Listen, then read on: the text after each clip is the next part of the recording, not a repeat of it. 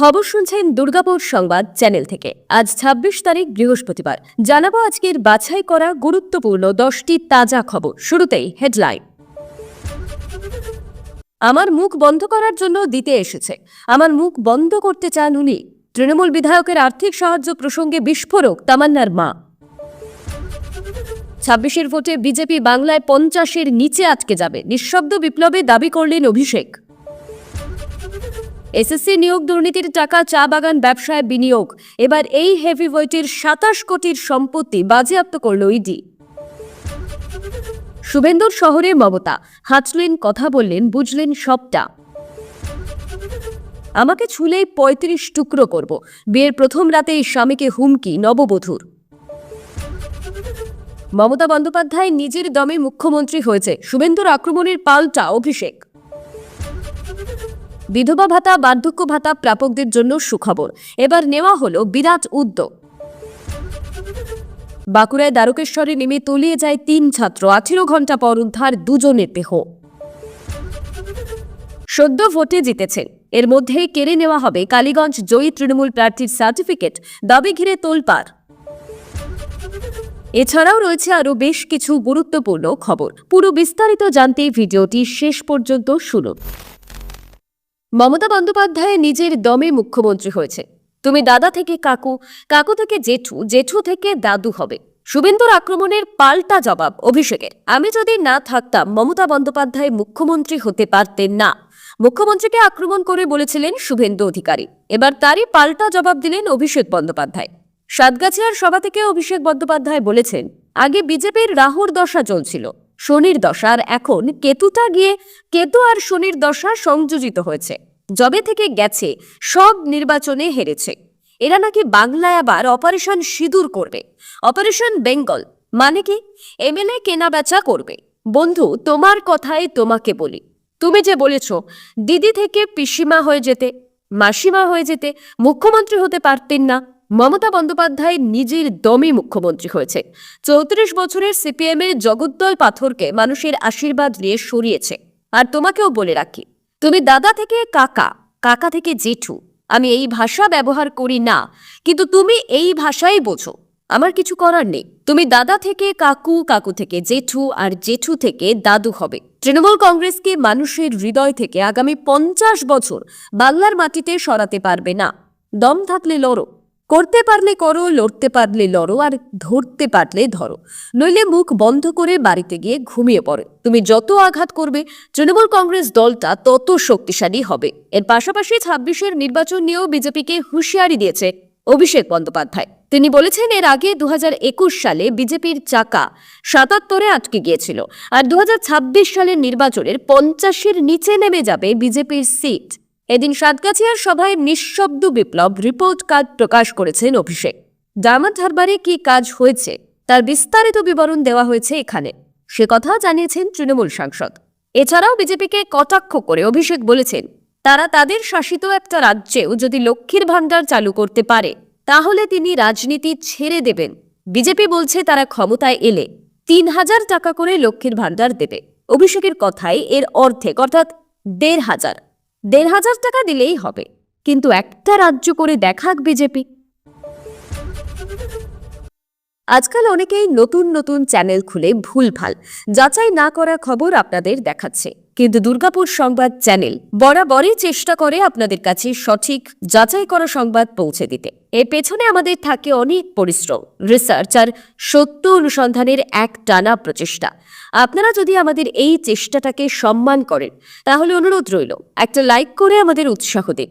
আজকের ভিডিওর জন্য আমরা টার্গেট রাখছি ১,০০০ লাইক। আর যারা এখনো আমাদের চ্যানেল সাবস্ক্রাইব করেননি তারা অবশ্যই সাবস্ক্রাইব করে রাখুন, যেন প্রতিদিন সকালে সঠিক খবরটা আপনাদের কাছে আগে পৌঁছে যায়। আপনাদের ভালোবাসাই আমাদের শক্তি। ধন্যবাদ। শুনুন পরবর্তী খবর। কালীগঞ্জ বিধানসভার উপনির্বাচনে ঘটে গিয়েছে মর্মান্তিক ঘটনা। শাসক দলের বিজয় উল্লাসের সময় ছোড়া বোমাতে নৃশংসভাবে মৃত্যু হয়েছে ৯ বছরের বালিকার। বুধবার নিহত বালিকার বাড়িতে আর্থিক সাহায্য নিয়ে হাজির হয়েছিলেন শাসক দলের বিধায়ক ডেবরার তৃণমূল বিধায়ক হুমায়ুন কবির। এরপরে বিস্ফোরক অভিযোগ করেছে নিহত বালিকা তামান্নার মা। রাজ্যের এমএলএ, তৃণমূল কংগ্রেসের এমএলএ এসেছিলেন আপনার বাড়িতে। হুমায়ুন কবির, আপনাকে টাকা দিতে চেয়েছিলেন? তামান্নার মা বললেন, হ্যাঁ। প্রতিনিধি বললেন, কি বলেছিলেন? তামান্নার মা, উনি এসেছিলেন, খাম দিল, ফোন নম্বর আছে, ফোন করবে, ওতে টাকা আছে, আমি মানুষ হিসাবে দিয়েছি। উনি তো টিএমসির মানুষ হিসাবে, এখন আমাকে কিসের জন্য দিতে আসবে? আমার মুখ বন্ধ করার জন্য টাকা দিতে এসেছে। আমার মুখ বন্ধ করতে চায় উনি, যেই আমাকে টাকা দেবে। প্রতিনিধি বলেন, কিন্তু উনি বলছেন উনি অন্য সংস্থার তরফে সাহায্য করতে এসেছিলেন। তামান্নার মা বললেন, কি করে সাহায্য করবে? আমি তো বললাম, পালিয়ে চলে গেল কেন তাহলে?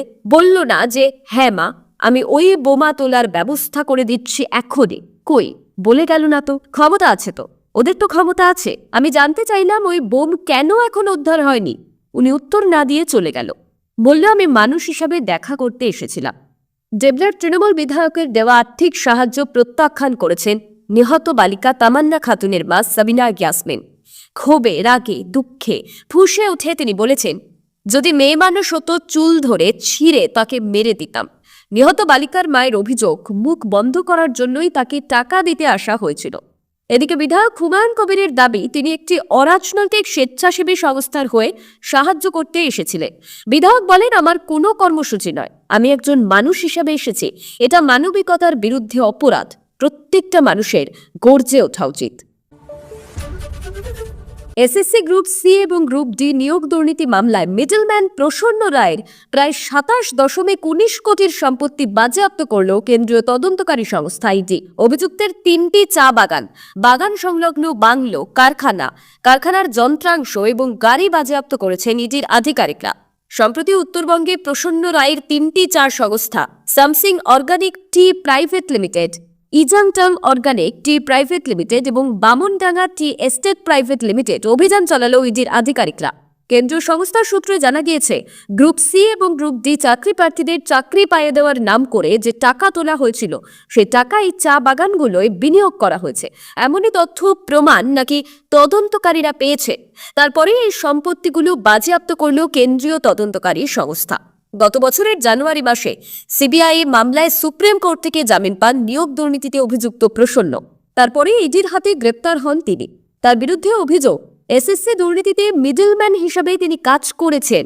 নিয়োগ দুর্নীতিতে অযোগ্য চাকরি প্রার্থীদের কাছ থেকে কয়েকশো কোটি টাকা তুলেছেন বলে অভিযোগ। এবার তার কোটি কোটি টাকার সম্পত্তি বাজেয়াপ্ত করল ইডি। ফুলশয্যার রাত স্ত্রীর সোহাগ আদরে কাটানোর স্বপ্ন ছিল তরুণের, কিন্তু ঘটল ঠিক উল্টো।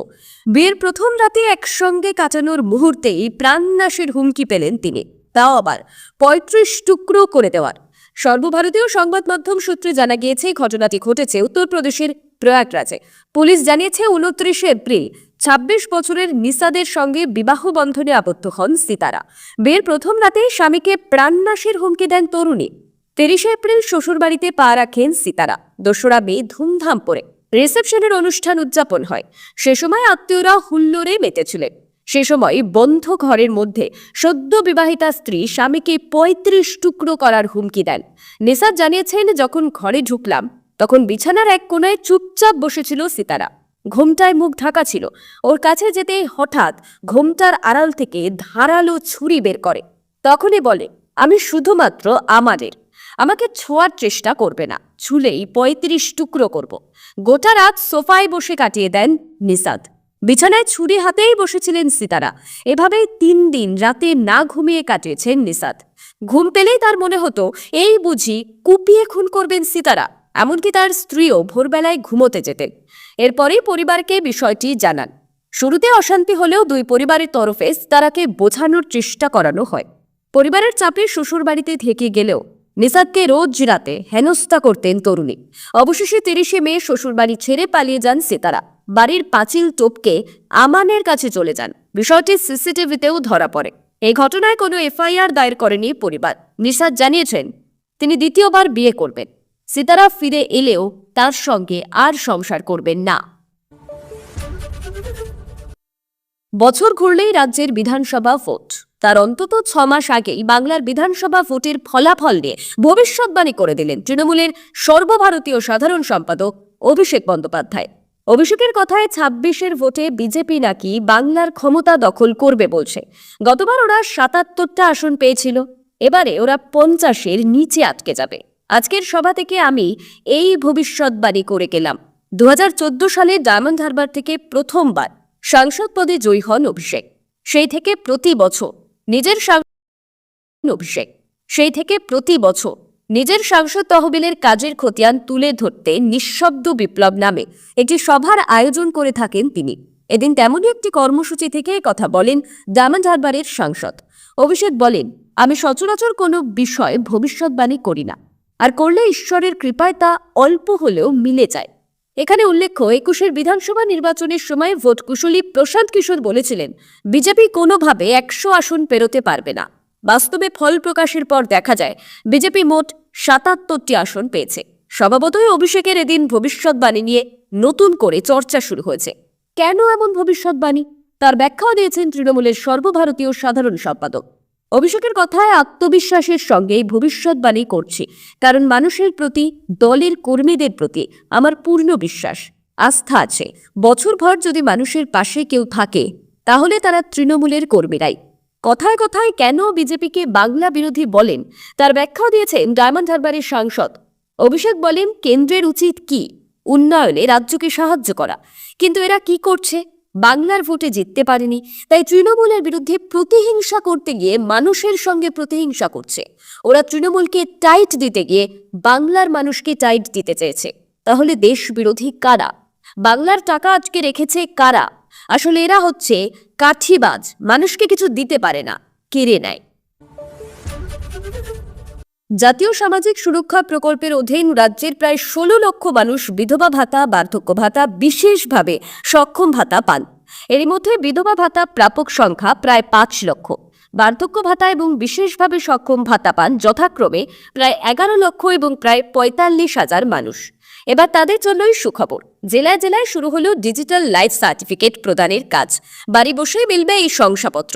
পঞ্চায়েত দপ্তর সূত্রে খবর, সামাজিক সুরক্ষা প্রকল্পের অধীনে রাজ্যের বিধবা ভাতা, বার্ধক্য ভাতা এবং বিশেষভাবে সক্ষম ভাতা প্রাপকদের বাড়ি বাড়ি গিয়ে ডিজিটাল লাইফ সার্টিফিকেট প্রদানের কাজ করবেন আধিকারিকরা।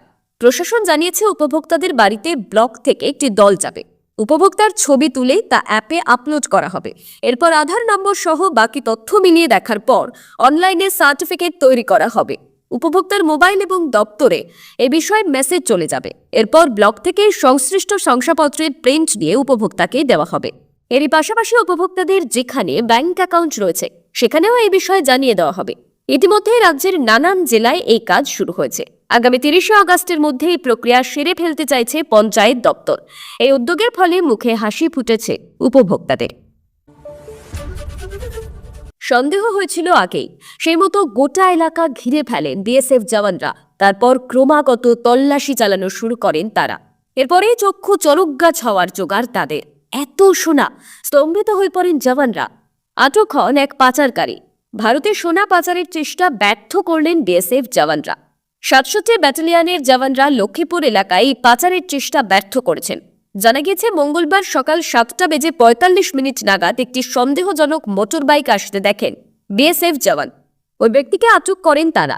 এলাকা ঘিরে ফেলে দেদার তল্লাশি শুরু হয়। তখনই উদ্ধার হয় সোনাকুলি।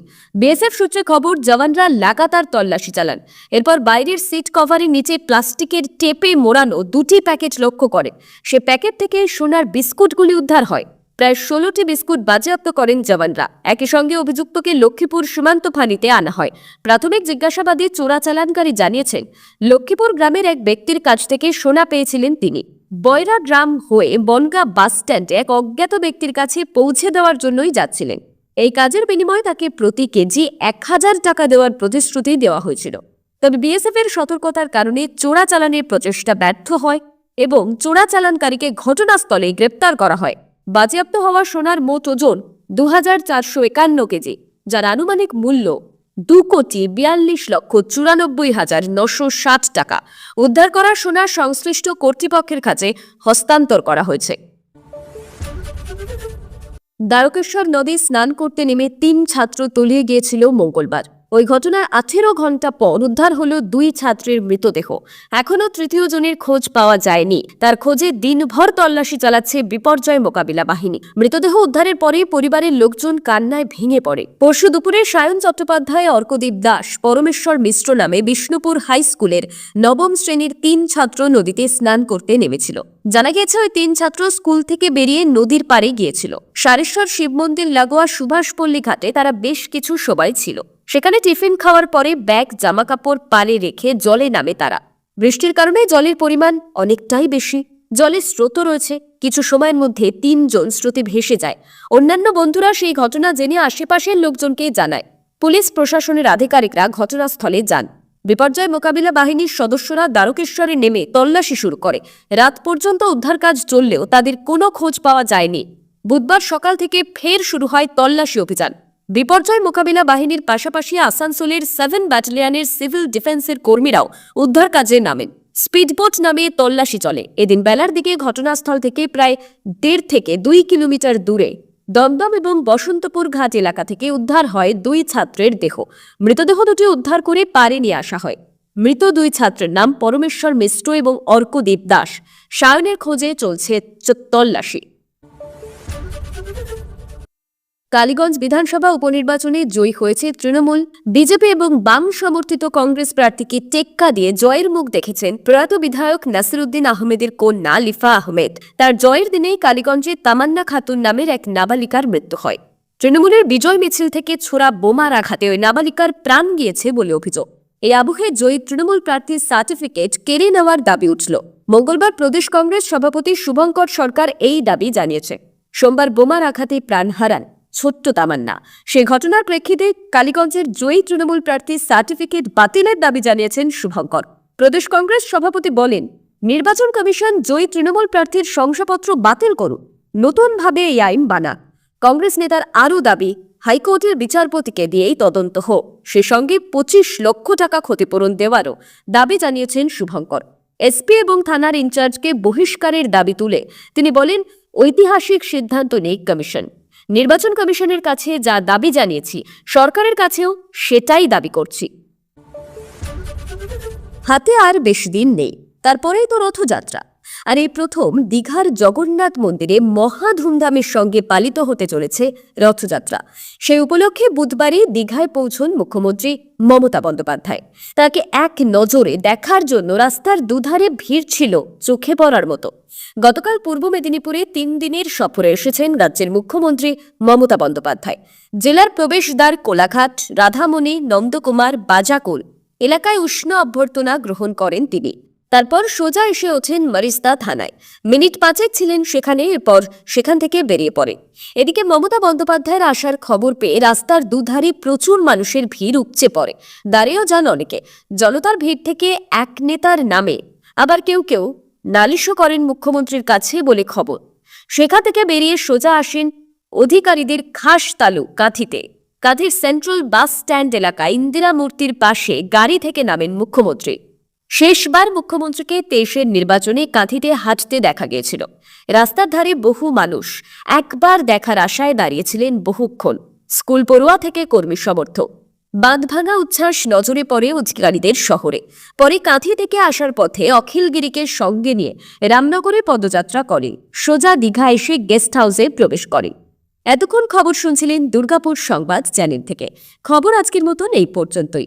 খবরগুলো আপনার কেমন লাগলো অবশ্যই কমেন্ট করে জানাবেন এবং নিয়মিত সঠিক খবর শোনার জন্য দুর্গাপুর সংবাদ চ্যানেলটিকে সাবস্ক্রাইব করুন।